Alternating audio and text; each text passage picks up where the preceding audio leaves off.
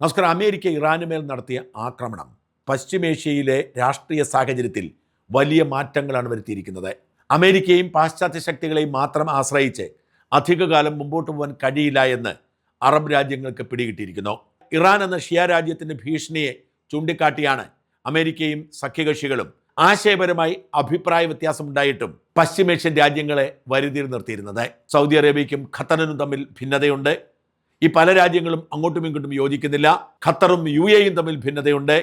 ഇങ്ങനെയൊക്കെ ആയിട്ടും ഈ രാജ്യങ്ങൾ അമേരിക്കയുടെ ചിറകിന് കീഴിൽ അവർ നൽകുന്ന സുരക്ഷയിൽ വിശ്വസിച്ചായിരുന്നു കഴിഞ്ഞത്. എന്നാൽ അപ്രതീക്ഷിതമായി ഇറാനെ അമേരിക്ക ആക്രമിച്ചപ്പോൾ, കൂസലില്ലാതെ ഇറാൻ അയൽ രാജ്യങ്ങളെ ആക്രമിച്ചപ്പോൾ അവർക്കൊരു കാര്യം ബോധ്യപ്പെട്ടു: അമേരിക്കയുടെയും പാശ്ചാത്യ രാജ്യങ്ങളുടെയും സുരക്ഷ വിശ്വസിക്കാൻ കൊള്ളില്ല എന്ന്. നിരന്തരമായി ആക്രമിക്കപ്പെടുകയാണ് UAEയും സൗദിയും ഖത്തറും അടങ്ങുന്ന രാജ്യങ്ങൾ. അമേരിക്കയുടെ മിസൈലുകൾ അവയിൽ പലതിനെയും തടയുന്നുണ്ടെങ്കിലും ഈ രാജ്യങ്ങളുടെ സമ്പദ് വ്യവസ്ഥയെ ഇത് കാര്യമായി ബാധിച്ചു. സുരക്ഷിതത്വമില്ലാത്ത രാജ്യങ്ങളുടെ പട്ടികയിലേക്ക് ഈ രാജ്യങ്ങൾ മാറി. അതുകൊണ്ട് ഈ രാജ്യങ്ങൾ, UAEയും സൗദിയും അടങ്ങുന്ന രാജ്യങ്ങൾ നേരിടുന്നത് സമാനതകളില്ലാത്ത പ്രതിസന്ധിയാണ്. ഈ പ്രതിസന്ധിയെ മറികടക്കാൻ പുതിയ സഖ്യങ്ങൾ വേണമെന്ന് അവർ ചിന്തിച്ചാൽ അവരെ കുറ്റം പറയാൻ കഴിയുമോ? എന്നാൽ ആ സഖ്യങ്ങൾ രൂപപ്പെടുമ്പോൾ അത് ഇന്ത്യ പോലുള്ള ലോകത്തെ ഏറ്റവും ശക്തിയോടുകൂടി വളർന്നു വരുന്ന രാജ്യത്തിന് ഭീഷണിയായി മാറുമോ? ഇത്രയും ചർച്ചകൾ വേണ്ടി വരുന്നത് ഇന്നലെ സൗദി അറേബ്യയിലെ മെക്കയിൽ നടന്ന ത്രിരാഷ്ട്ര പ്രതിരോധ സഖ്യമാണ്. സൗദി അറേബ്യയും തുർക്കിയും പാകിസ്ഥാനുമാണ് ഇന്നലെ മെക്കയിൽ വെച്ച് പുതിയ കരാറിൽ ഒപ്പിട്ടത്. സൗദിയുടെ കിരീടാവകാശി മുഹമ്മദ് ബിൻ സൽമാൻ, തുർക്കി പ്രസിഡന്റ് തയ്യിബ് എർദോഗിൻ, പാകിസ്ഥാൻ പ്രധാനമന്ത്രി ഷഹബാസ് ഷെരീഫ്, ഈ 3 ഭരണത്തലവന്മാരും ഒരുമിച്ചാണ് മെക്ക പാക്റ്റിൽ ഒപ്പിട്ടത്. ഈ കരാർ അനുസരിച്ച് ഈ 3 രാജ്യങ്ങളും ഒരു മിനി നാറ്റോ സഖ്യം പോലെ നിലനിൽക്കും. ഈ 3 രാജ്യങ്ങളും മറ്റൊരു രാജ്യത്താൽ ആക്രമിക്കപ്പെട്ടാൽ ഈ 3 രാജ്യങ്ങളെയും ആ രാജ്യം ആക്രമിച്ചതായി കണക്കാക്കണം. എന്ന് വെച്ചാൽ ഇന്ത്യ പാകിസ്ഥാൻ ആക്രമിച്ചാൽ ഇന്ത്യ സൗദിയെയോ തുർക്കിയെയോ ആക്രമിച്ചതായി കണക്കാക്കി സൗദിയും തുർക്കിയും പാകിസ്ഥാന്റെ രക്ഷയ്ക്കെത്തണം, ഇന്ത്യ ആക്രമിക്കണം. ഇതാണ് നാറ്റോ പാക്റ്റ്. നാറ്റോ അംഗരാജ്യങ്ങൾ ആക്രമിക്കപ്പെട്ടാൽ ഏത് രാജ്യമാണോ ആക്രമിച്ചത് ആ രാജ്യത്തെ ഈ നാറ്റോ രാജ്യങ്ങൾ ഒരുമിച്ച് ആക്രമിക്കണം എന്നതാണ് നിയമം. ഈ നാറ്റോ സഖ്യത്തിൽ അംഗത്വമുണ്ട് തുർക്കിക്ക്. അതുകൊണ്ട് തന്നെ തുർക്കി സുരക്ഷിതമാണ്. തുർക്കി ആക്രമിക്കപ്പെട്ടാൽ അമേരിക്കയും ബ്രിട്ടനും ഫ്രാൻസും ഒക്കെ തുർക്കിക്ക് വേണ്ടി രംഗത്തിറങ്ങി ആക്രമിച്ച രാജ്യത്തെ ആക്രമിക്കണം. എന്നിട്ടും തുർക്കി എന്തിനാണ് ഇങ്ങനെയൊരു നീക്കം നടത്തിയത്? വാസ്തവത്തിൽ ഈ നീക്കം ഒരു ഇസ്ലാമിക് നാറ്റോയുടെ തുടക്കമായി വിലയിരുത്തപ്പെടുന്നു. ഇത് പാകിസ്ഥാന്റെ ദീർഘകാലമായുള്ള സ്വപ്നമാണ്. അതിൻ്റെ തുടക്കം എന്ന നിലയിൽ, ഫൗണ്ടേഷൻ എന്ന നിലയിലായിരുന്നു കഴിഞ്ഞ സെപ്റ്റംബറിൽ സൗദി അറേബ്യയുമായി പാകിസ്ഥാൻ കരാറിൽ ഒപ്പിട്ടത്. ഈ ഇസ്ലാമിക് നാറ്റോയുടെ തുടക്കം ഈ സൗദി പാകിസ്ഥാൻ കരാറായിരുന്നു.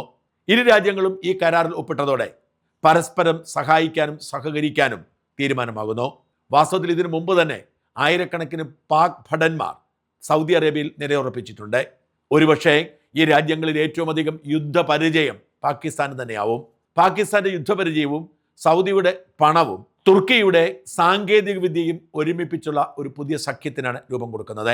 തുർക്കിക്ക് യുദ്ധക്കപ്പലും അത്യാധുനിക ഡ്രോണുകളുമൊക്കെ ഉണ്ട്. ഒരുപക്ഷേ നാറ്റോ സഖ്യ രാജ്യങ്ങളിൽ അമേരിക്ക കഴിഞ്ഞാൽ ഏറ്റവും അധികം യുദ്ധസന്നാഹങ്ങളുള്ള രാജ്യങ്ങളിൽ ഒന്ന് തുർക്കി തന്നെയാവും. അങ്ങനെ തുർക്കിയുടെ നേതൃത്വത്തിൽ തുർക്കിയും പാകിസ്ഥാനും സൗദിയും ഒരുമിച്ച് തുടങ്ങി വെച്ചത് വാസ്തവത്തിൽ ഇസ്ലാമിക നാറ്റോ എന്ന സങ്കല്പം തന്നെയാണ്. എങ്ങനെയെങ്കിലും ഖത്തറിനെ കൂടി ഈ ഗ്രൂപ്പിലേക്ക് കൊണ്ടുവരാൻ പാകിസ്ഥാൻ കിണഞ്ഞു ശ്രമിക്കുന്നുണ്ട്. പാകിസ്ഥാനും ഖത്തറും തമ്മിൽ സാമാന്യം ഭേദപ്പെട്ട ബന്ധമാണ് എന്ന് മറക്കരുത്. അങ്ങനെ സംഭവിച്ചാൽ സിറിയയും ജോർദാനും ഈജിപ്തും ഒക്കെ അടക്കം മറ്റ് രാജ്യങ്ങൾ കൂടി ചേർന്നേക്കുമെന്ന് അവർ പ്രതീക്ഷിക്കുന്നു. എന്നാൽ UAE ഇതിനോട് സഹകരിക്കുന്നില്ല. ഇറാൻ ഏറ്റവും അധികം ആക്രമിച്ചത് UAE ആണ്. സൗദി അറേബ്യയ്ക്ക് നേരെ ആക്രമണമുണ്ടെങ്കിലും UAE ആണ് ഏറ്റവും കൂടുതൽ ഇരകളാക്കപ്പെട്ടത്. എന്നിട്ടും UAE തൽക്കാലം ഈ ഇസ്ലാമിക നാറ്റോ സഖ്യത്തെക്കുറിച്ച് ചിന്തിക്കുന്നില്ല. UAE ആശ്രയിക്കാൻ ആഗ്രഹിക്കുന്നത് ഇന്ത്യയെയും ഇസ്രായേലിനെയുമാണ്.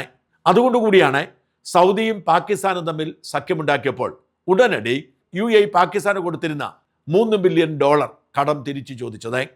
ആ $3 ബില്യൺ സൗദിയാണ് പാകിസ്ഥാന് കൊടുത്തിരിക്കുന്നത്.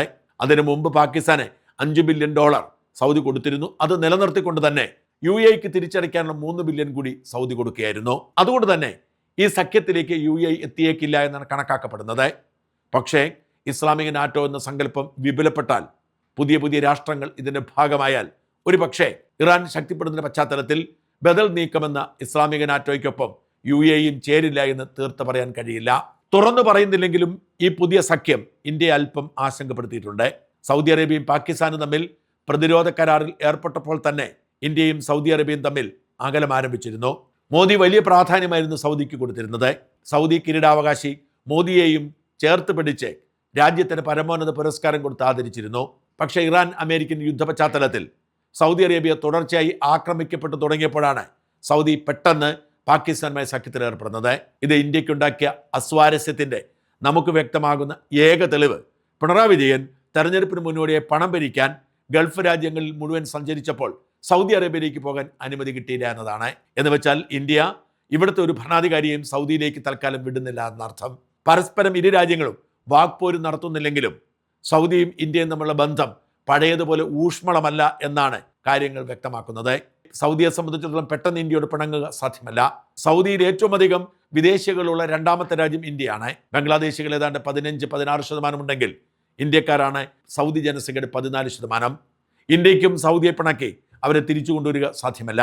ലക്ഷക്കണക്കിന് ഇന്ത്യക്കാർ സൗദിയിൽ പണിയെടുക്കുന്നു. അതുകൊണ്ട് ഇന്ത്യയും സൗദി അറേബ്യയും പരസ്പരം അവിശ്വാസത്തോടെ എന്നാൽ ശത്രുത പ്രഖ്യാപിക്കാതെ പരസ്പരം നിരീക്ഷിച്ച് മുമ്പോട്ട് പോകുമ്പോഴാണ് ഈ 3 രാഷ്ട്രങ്ങൾ തമ്മിലുള്ള സഖ്യം രൂപപ്പെട്ടത്. ഇതിനെ നിസ്സാരമായി കരുതാൻ ഇന്ത്യക്ക് കഴിയില്ല. പ്രത്യേകിച്ച് ഓപ്പറേഷൻ സിന്ദൂർ സമയത്ത് പാകിസ്ഥാനെ ഏറ്റവും അധികം സഹായിച്ച തുർക്കി പരസ്യമായി സൗദി അറേബ്യയുമായി ചേർന്ന് പാകിസ്ഥാന് വേണ്ടി ഒരു സഖ്യമുണ്ടാക്കുമ്പോൾ ഇന്ത്യക്ക് നിശബ്ദമായിരിക്കാൻ കഴിയില്ല. ഒരുപക്ഷെ ഇതിന്റെ പശ്ചാത്തലത്തിലാവാം കഴിഞ്ഞ ദിവസം പ്രധാനമന്ത്രി മോദി ഇസ്രായേൽ പ്രധാനമന്ത്രി ബെന്യാമിൻ നെതന്യാഹുവിനെ ടെലിഫോണിൽ വിളിച്ച് വിശദമായി സംസാരിച്ചത്. സൗദി പാക് തുർക്കി സഖ്യം രൂപപ്പെട്ടതോടെ ബദലായി ഇന്ത്യ ഇസ്രായേൽ സഖ്യം രൂപപ്പെടുന്നു എന്ന വാർത്ത പാകിസ്ഥാനിലെയും തുർക്കിയിലെയും മാധ്യമങ്ങൾ വന്നിരുന്നു. ഇന്ത്യൻ വിദേശകാര്യ മന്ത്രാലയം അത് നിഷേധിച്ചുകൊണ്ട് പത്രക്കുറിപ്പിറക്കി.